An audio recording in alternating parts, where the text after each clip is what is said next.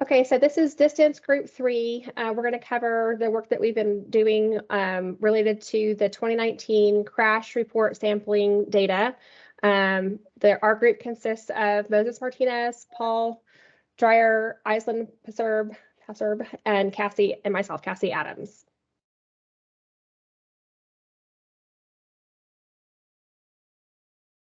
Business understanding and purpose. In 2020, there were 228 million licensed drivers in the US. Texas, California, and Florida had the majority of those licensed drivers. These 3 states also had the most fatal car accidents in 2020. Some of the leading causes of fatal car accidents in the US are distracted driving, reckless or aggressive driving, and driving under the influence. These and other crash data have been collected by the National Highway Traffic Safety Administration, or NHTSA, since the early 1970s, using this data to support not only their own goals, but also those of the highway safety community as well. Understanding the causes behind fatal car accidents can help reduce their occurrence and maximize the benefits obtained from applying budgets and resources towards reducing car crash fatalities. NHTSA's mission is to save lives, prevent injuries, and reduce the economic costs of roadway crashes through education, research, safety standards, and enforcement activity. In this report, we're working with the 2019 data crash report sampling system data. Next slide. We received this data in 4 separate SAS files, and we were able to read that into Knime. There was an accident file, a person file, a vehicle file, and a distraction file. And the way we did this is we had team members look at the individual tables with some overlap to analyze the most important variables within those 4 tables. We had team members also look for missing values, data values that looked incorrect. For example, a decimal place that might go out to 10 for one row and a decimal place that might go out to 2 for another. We had our members look at formatting issues, verify that the columns were in the correct data type. So whether it was a double, an integer, a string, we had to make sure that everything right there was correct. Otherwise, those would not work going forward in our models. And after that, we were able to essentially get our group of most important variables to pare down to our top 25 most important. To begin, we had our accident data file with 50 variables. Our people data file had 56 variables. Our distraction data had 11, and vehicle had 90. We did notice there were a large differences in rows between the 4 files, and we were able to figure out why. The accident data contains a single accident amount of data, so it's 1 row per accident. People data contains the amount of people involved in an accident. So if there were 5 people involved with an accident, there would be 5 people records associated with each accident data file. Our distraction data contained information in regards to whether or not a vehicle had a distraction, which was involved with the crash, and then vehicle contained information for any and all vehicles that were involved in the crash. We did see people data had the most, and as I explained, it's because there are multiple people rows per accident. And distraction and vehicle data tables contained almost identical amount of rows because there are accounted distractions for each vehicle, whether it's vehicle 1 or 2. What we did is we took those top variables that each team member had gone through and decided was important, and we passed it into a H2O AutoML machine learning node within Knime.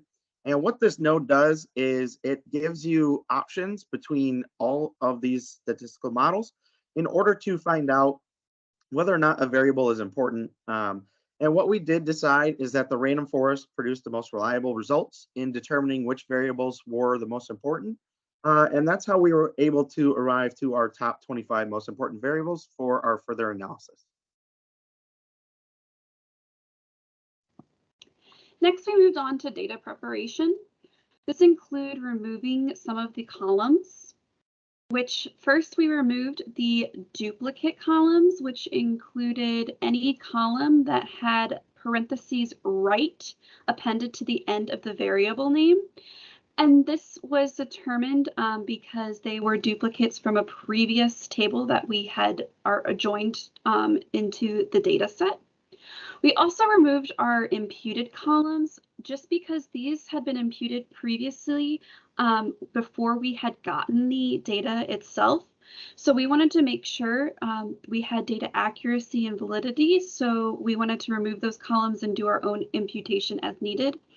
These columns had underscore IMP appended to the end of each of the variable names. The final thing we did for removal of columns was removing the unneeded columns that we had determined were unneeded as part of the data understanding that Paul just kind of went over. The second thing we wanted to do was remove some of the records. This included where injury severity was not, so we removed anything where injury severity was not in 1 through 4. Those were the injury, or those were where they either were not injured, or it could have been where the injury was not reported. The other one, we wanted to make sure that the seat position was equal to 11. This was just to make sure that we were only including drivers. The next part was included binning of our column values. So we first binned our injury severity to make sure we made binary classification. So our first one was low, which was valued at 1 or 2. And then our next value was high, which was valued at 3 or 4.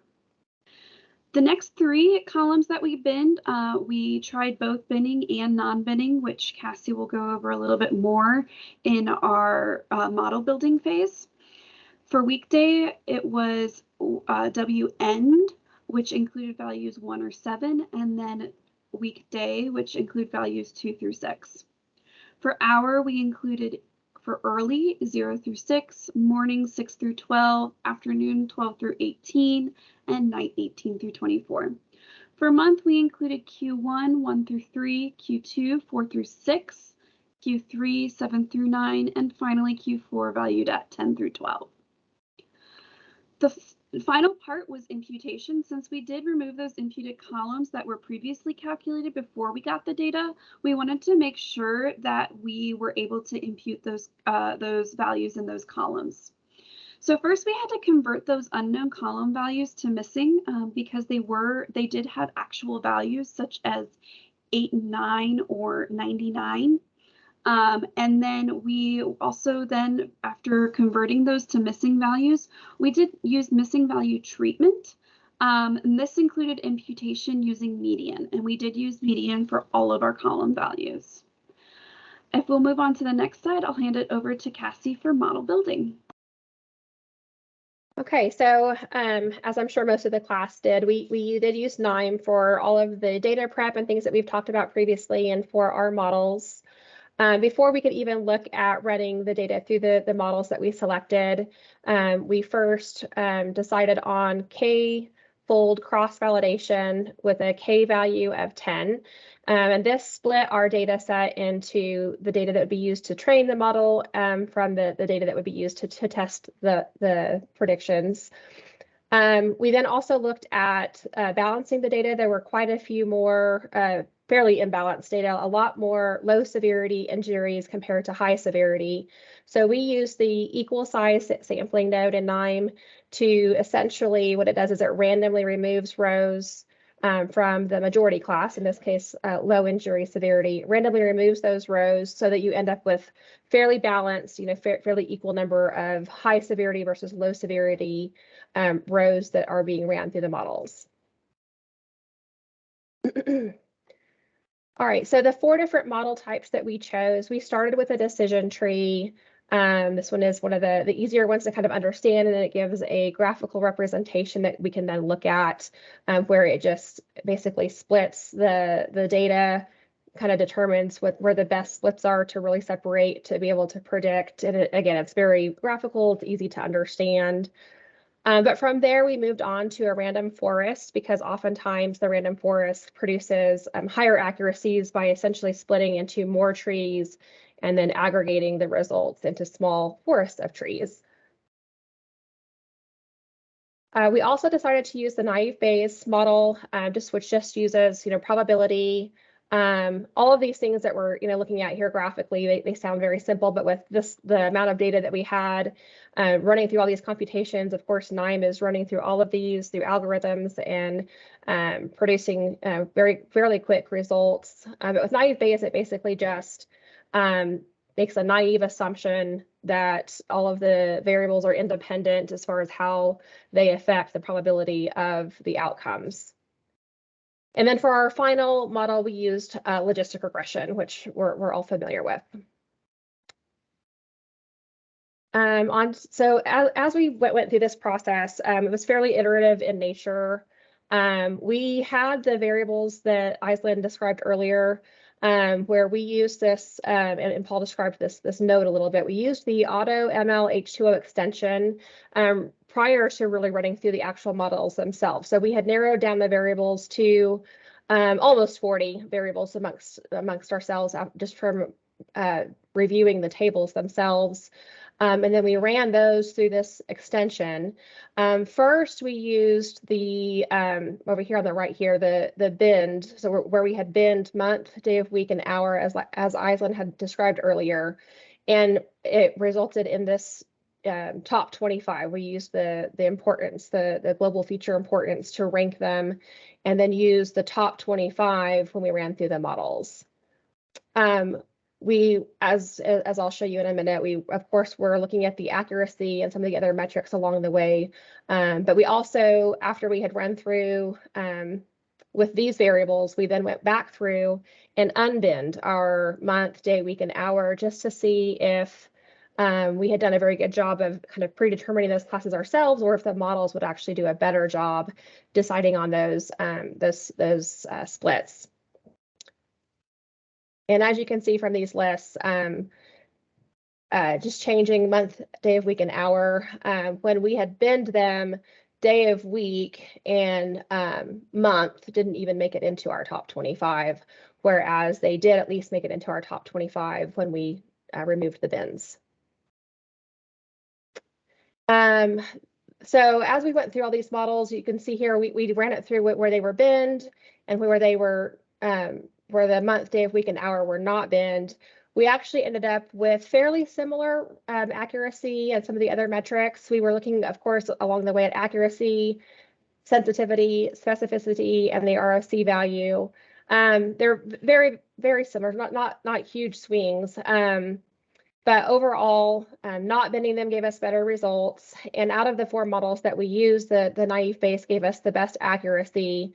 One thing to point out, though, is that the sensitivity was very, very high, and the specificity was fairly low. So that's something to consider. We still think that probably would be the best model to use, but random forest was also kind of a fairly decent second alternative. And then as you can see here on the bottom, here are the ROC curves for each of the different models. The logistic regression had fairly poor results, so, not much better than a 50-50 really. But naive Bayes and random forest both had fairly similar and fairly decent results. And then the next thing we did was kind of take the random forest. There's an output to Excel that we used, which helps us determine which are the variables that had the most impact on the predictions and enabled the models to run the predictions. And we used that output to help us understand, as you can see here, which variables had the most importance. And this output right here is where we had not binned day of week and month. And as you can see, even with them not binned and letting the model kind of do its thing, they still didn't really have that much of an impact compared with some of the other variables. So as far as deploying, like things that we could take away and things that we've learned from this, at least from what we found, we felt like the naive Bayes model was the best model to use. Again, as I mentioned previously, the random forest was also a possible option that could be used. And I'm going to turn it over to Paul to talk to you a little bit about the top 5 variables that we feel like are the most important towards predicting injury severity. So in order, our model determined that ejection, P-crash 2, fire EXP, restraint misuse, and deformed were the top 5 most important variables. And just a brief description about those variables. Ejection shows whether shows the ejection status and degree of ejection. So something like whether or not the driver was ejected, not ejected, or partially ejected.